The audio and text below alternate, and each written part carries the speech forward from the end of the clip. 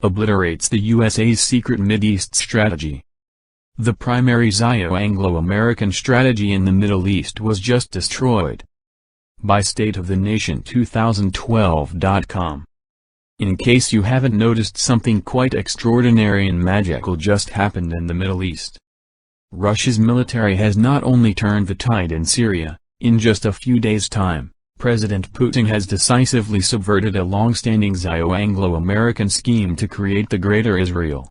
The complete annihilation of ISIS, aka the Israeli Secret Intelligence Service, is central to Putin's geopolitical response to the rapidly unfolding agenda that was being executed by the Anglo-American Axis, AAA, throughout the Mideast. The Russian counterattacks are now being carried out with great forethought and subtle strategy. Sun Tzu would be quite proud of his 21st-century students in Moscow and St. Petersburg. Many an armchair geopolitical analyst has sat and wondered how long before Russia would intervene to stop the unprecedented slaughter in and mass exodus from Syria. Putin's abiding strategy of non-involvement was incomprehensible. Until now. In order to prove to the world community of nations that the USA, UK, France, Saudi Arabia and Israel, in particular, were only playing an extremely dangerous and deadly game, Putin had to give them all, the Anglo-American Axis nations, some rope. Actually, they have been given an unusually long rope since the very beginning of the manufactured Syrian civil war by the AAA that began in the spring of 2011. The Kremlin quite wisely determined that the neocon strategists in Chicago required a sufficiently long rope for the gallows that they have been painstakingly building for themselves. Please consult the following essay in order to fully understand the vital Chicago connection. The plan for a Greater Israel unveiled and obliterated. Retired four-star General Wesley Clark has given a number of interviews over the years in which he has revealed a covert plan whereby the U.S. will attack 7 countries in 5 years. The context was always the Middle East, and the 7 countries were Iraq, and then Syria, Lebanon, Libya, Somalia, Sudan and, finishing off, Iran. In each case Clark appears to be unaware that he was unwittingly exposing the essence of a clandestine scheme known in some circles as the Greater Israel Project.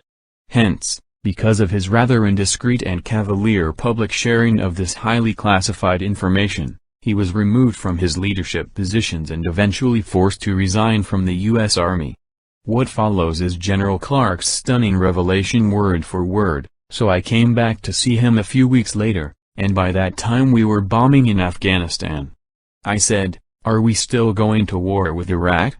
And he said, "Oh, it's worse than that." He reached over on his desk. He picked up a piece of paper. And he said, "I just got this down from upstairs," meaning the Secretary of Defense's office, today. And he said, "This is a memo that describes how we're going to take out 7 countries in 5 years, starting with Iraq, and then Syria, Lebanon, Libya, Somalia, Sudan and, finishing off, Iran." I said, "Is it classified?" He said, "Yes, sir." I said, "Well, don't show it to me." And I saw him a year or so ago, and I said, "You remember that?" He said, "Sir, I didn't show you that memo. I didn't show it to you." General Wesley Clark, the Russian Ministry of Defense, says it is intensifying its air campaign in Syria after a series of successful airstrikes against the Islamic State. Gross miscalculation by the neocons about Russia's non-intercession. The neocon strategy for total Mideast domination hinged upon one key premise. They wrongfully assumed that Russia would never permit its military to become embroiled in wars in the Middle East. And that the Kremlin would be extra special careful not to incite Islamic jihadism as a direct result of any kind of military involvement in that region. The Russian motherland is an enormous geographic area, and cost-effectively defending its borders against Muslim terrorists is virtually impossible. Chechnya was a graphic example of the Western powers using mercenary proxies from Muslim and Arab nations to harass Russia at its fringes. There are a couple of more critical quotes excerpted below from General Clark's talks which can also be heard in the video posted below. This particular interview captures the essence of Israel's master plan to essentially conquer the whole Middle East. Clark is basically parroting previous neocon DoD secretaries, deputy secretaries and undersecretaries who carelessly disclosed this ongoing neocon conspiracy to him. "But one thing we did learn," he said, "we learned that we can use our military in the region, in the Middle East, and the Soviets won't stop us. We've got about 5 or 10 years to clean up those old Soviet client regimes, Syria, Iran, Iraq, before the next great superpower comes on to challenge us." Although General Clark refers to the Mideast conquest by the U.S. military, it ought to be understood that these illicit wars of aggression have been advanced in the interest of establishing the Greater Israel. In other words, much of U.S. foreign policy revolves around securing Israel's domination of the Middle East. The preceding statements by General Clark specifically reflect information given to him by Deputy Secretary of Defense Paul Wolfowitz, who served under George W. Bush, at the Pentagon after 9/11. Wolfowitz was one of the key architects of America's declared war on terror, and especially of the wars waged against Afghanistan and Iraq. Both of these quotes illustrate the fateful underestimation by the neocons of Russian resolve and purpose. They especially represent the extent to which the AAA wrongly assessed the Kremlin's determination to project military power in the defense of the powerless peoples of Syria, and particularly the defenseless Christian communities. Here is the quote again, as the profound neocon faux pas is well worth repeating since it is the very basis of their Greater Israel debacle. The obvious question is, how did they get it so very wrong? Because they are still steeped in Cold War mentality. Their premise was likely accurate when assessing the old guard reactions of the Soviet Union. However, President Vladimir Putin, Foreign Minister Sergei Lavrov, Minister of Defense Sergei Shoigu et al. Possess a consciousness that is far removed from the Soviet Cold Warriors of yesteryear. "But one thing we did learn," he said, "we learned that we can use our military in the region, in the Middle East, and the Soviets won't stop us." Russia's moral ascendancy and military prowess are now unquestioned. Putin's Russia has now shown itself to be the savior of Christians living in the Middle East. Putin has also proven to be a loyal friend of President Bashar al-Assad. President Putin's peace initiative in Syria in 2013 also serves as a testament to this. Only Russia possessed the necessary military strength and nuclear weapon deterrence to confront the AAA in Syria. And confront them they did by way of a crushing aerial blitzkrieg. In so doing, Russia has forever exposed the crazy neocon and Zionist conspiracy to rule the Mideast through an ever-evolving Greater Israel. Were it not for Russia, the Middle East would have already been completely taken over by Zionist zealots in the form of so many terrorist groups secretly supported by Israel. Likewise, Russia's support of the Iranian government has provided a countervailing force to those Arab Sunni states that would like to topple every Shiite government throughout the region. The wars and conflicts between Shiites and Sunnis are being relentlessly exacerbated by the AAA client states. Israel, in particular, has once again thrown fuel on this raging fire so that it will surely turn into a regional conflagration. The following account of Israel's perfidy is quite shocking for both its savagery and inconceivable offense to the most sacred of Islamic religious traditions. Saudi Arabia colluded with Mossad, triggered Hajj stampede to kidnap Iranian officials and revolutionary guards. Because of egregious assaults like these, it is quite likely that the whole Middle East may explode into a modern-day version of Armageddon.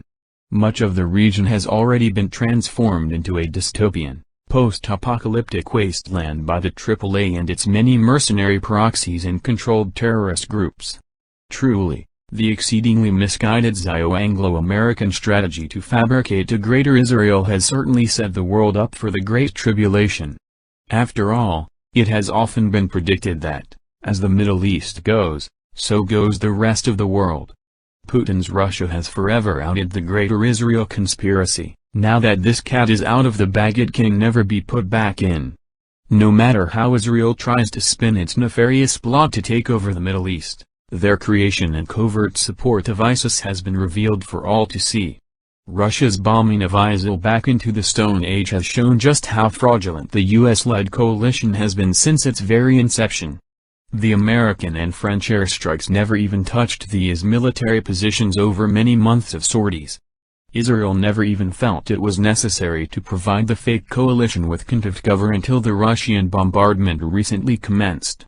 Only then did the Israeli government declare the first ISIS terror cell was found within Israel's borders. That's how fully confident the Zio-Anglo-American co-conspirators were that Russia would stay safely on the sidelines. This highly consequential and gross miscalculation has irreparably damaged their entire Greater Israel blueprint and consigned it to the trash bin of history. On cue, Israel suddenly claims to uncover first suspected ISIS cell. Only through Russian military operations in Syria was the fraudulent AAA fiasco of fake military operations against the ISIS terror groups laid bare. Clearly, the Anglo-American Axis got caught with its pants down in a way never seen before. Russian bombardiers still have the US-led coalition trousers pulled down to their ankles by virtue of their sweeping military successes throughout the northern Levant region. One wonders just how long the coalition of the frauds will tolerate such humiliating exposure. Conclusion: Putin's Russia has certainly arrived in the nick of time in Syria. Hopefully, the Russians will finish off the AAA-sponsored terrorist groups throughout Iraq, and beyond. Only by going ballistic has Putin been able to fight fire with a much bigger fire, as in massive firepower. There are times when terrorism must be met with a force so fierce and formidable that it will never rear its ugly head again. There is perhaps no better example on planet Earth for how to respond to a bully in your neighborhood than the Russians' ongoing shock and awe campaign against ISIS. Russia is serving as a glowing example regarding how to best respond to any incorrigible and violent bully. The world has been terrorized long enough by these bad actors. Perhaps it is now time to rid the planet of characters that are so intractably hellbent on destroying the global village.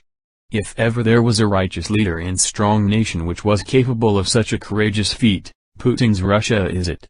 State of the Nation, October 11, 2015. Author's note: many have had a hard time embracing President Vladimir Putin's benevolent role within the world community of nations. They now point to his use of overwhelming force against ISIS as an example of his warmongering.